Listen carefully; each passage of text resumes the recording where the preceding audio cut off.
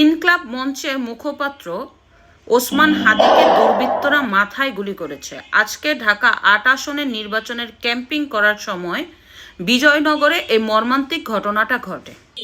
যখন পুলিশ শব্দ আমি তার বাসায় ছিলাম, নেমে এসে দেখি যে ওসমান গলির সম্ভবত মাথায় লাগছে গুলিটা।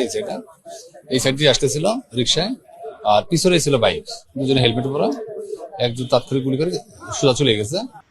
তো আসলে এই হঠাৎ করে তফসিল ঘোষণার পরপরই তাকে গুলি করলো কারা? গতকাল রাতে নির্বাচনের তফসিল ঘোষণা করছে, আজকে এনে গুলি করছে।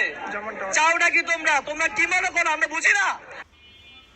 এটা হতে পারে তার প্রতিপক্ষকে। আপনারা সবাই জানেন যে ঢাকা ৮ আসনে সে স্বতন্ত্র প্রার্থী হওয়ার সম্ভাবনা ছিল। ওইখানে বিএনপি বা এনসিপি বা অন্য দলের শক্তিশালী ক্যান্ডিডেটকে অটোমেটিকলি এখন ঢাকা ৮ আসন সবার মুখে মুখে থাকবে, এটাও হতে পারে। আবার অন্যটাও হতে পারে, যারা নির্বাচন চায় না, এখন ক্ষমতায় আছে, অদৃশ্য ক্ষমতায়, যারা পুরো বাংলাদেশকে নিয়ন্ত্রণ করছে, নির্বাচন হয়ে গেলে তাদের নিয়ন্ত্রণ থাকবে না।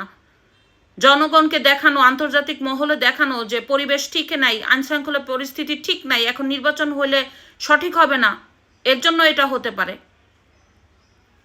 আবার চাঁদাবাজির জন্য হতে পারে, দখলদারিত্বর জন্য হতে পারে, বড় ভাই করতে পারে, নিজেদের আধিপত্য বিস্তার করার জন্য গোপনে কোনো শত্রু থাকতে পারে।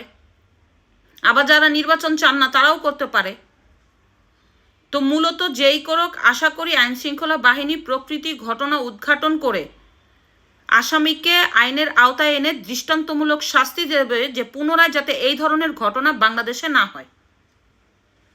যেই এই ঘটনা ঘটুক তার কঠিন শাস্তি দাবি করছি। আর আমাদের যে এই যে প্রতিশোধ পরায়ণ যে রাজনীতি, সেটা বন্ধ হোক আশা করি।